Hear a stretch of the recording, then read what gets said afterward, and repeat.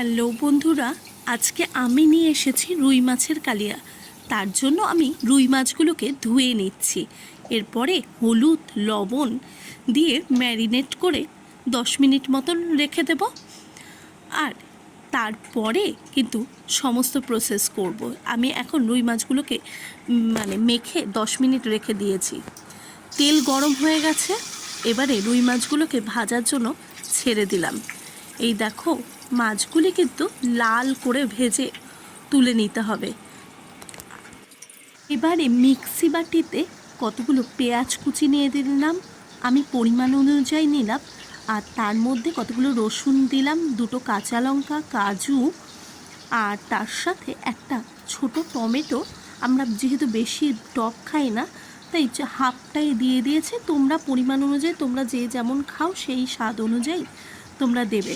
এবারে মশলাটাকে করে নিতে হবে। আমি মিক্সিতে পেস্ট করে নিয়েছি। আর তারপরে মাছগুলোকে তুলে তার মধ্যে আমি জিরে ফোড়ন দিলাম আবারও তেলে। আর তার মধ্যে একটি কাঁচা লঙ্কা আর কতগুলো পেঁয়াজ কুচি করে দিলাম। এবারে এগুলোকে ভালো করে নাড়াচাড়া করে নিতে হবে, যাতে পেঁয়াজটা লাল হয়ে যায়। ভালো করে লাল করে তারপরে কিন্তু তার মধ্যে যেই বাটাটা করে রেখেছিলাম সেটাকে আমি দিয়ে দিলাম।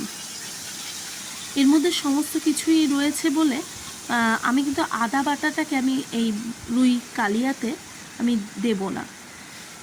এই মশলাটাকে দিয়ে ভালো করে অল্প অল্প জল দিয়ে ভালো করে কষিয়ে নিতে হবে।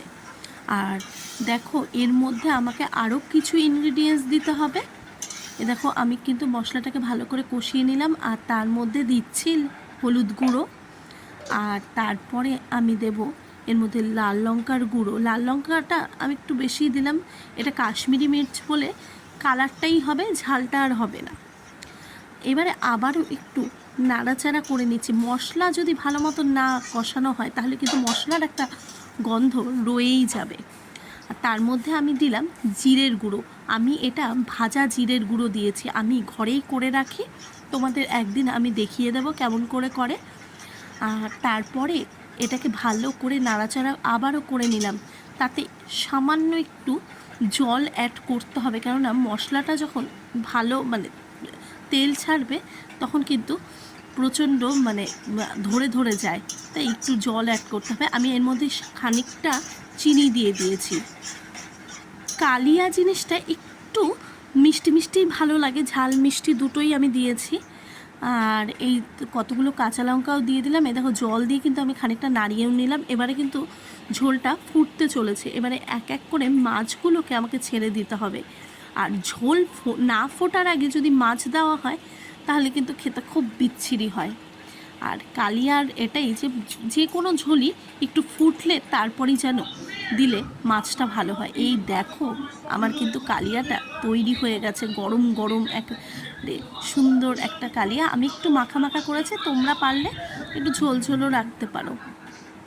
খুব ভালো লাগে এটা গরম ভাতে খেতে। তোমরা